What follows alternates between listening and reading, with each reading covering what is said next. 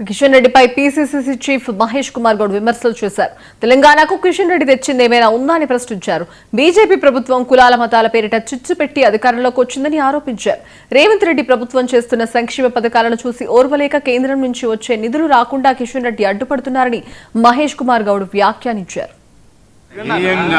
జాతిని అవమానించే విధంగా వనికి ఉపాధి నుండి అన్రేగా నుండి గాంధీ మార్పుల పేరు తొలగించడం అనేది చాలా హీనమైన చర్యగా మేము భావిస్తూ వాళ్ళు రంగారెడ్డి జిల్లా అజీనగర్లో సత్యాగ్రహం చేయడం జరిగింది.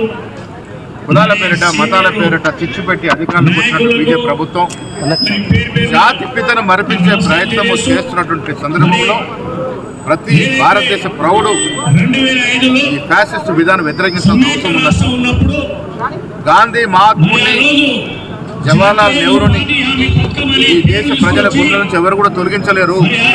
చిరస్థాయిగా మన గుండెలో నాయకుల్ని మరిపించే ప్రయత్నం బీజేపీ పార్టీ చేస్తూ ఉంది. చరిత్రను తిరగరాసే ప్రయత్నం చేస్తూ ఉన్నారు. రాజ్యాంగాన్ని సమ్మేళనంగా మార్చుకునే ప్రయత్నం చేస్తూ ఉన్నారు. ఇవన్నిటి కూడా ఎండగడతాము. ప్రతి పౌరుడు దీన్ని వ్యతిరేకించాల్సిన అవసరం ఉన్నది.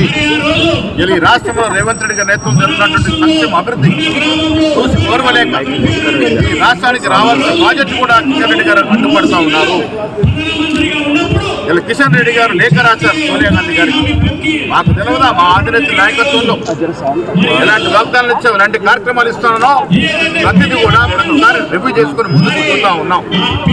పోయిన ప్రభుత్వంలో ఏ వాగ్దానం కూడా నెరవేర్చే పరిస్థితి ఉండదు. రేవంత్ రెడ్డికి పీస్ అధ్యక్షుగా మేము ఇచ్చినటువంటి వాగ్దానాలు ప్రతిదీ కూడా ఇంకా 3 నెలల సమయం అన్ని పూరిస్తాము. కిషన్ రెడ్డి గారు ఈ రాష్ట్రానికి రావాల్సిన ప్రాజెక్ట్ ఎందుకు ఆపుతున్నారు, రావాల్సిన నిధులు ఎందుకు ఆపుతున్నారు?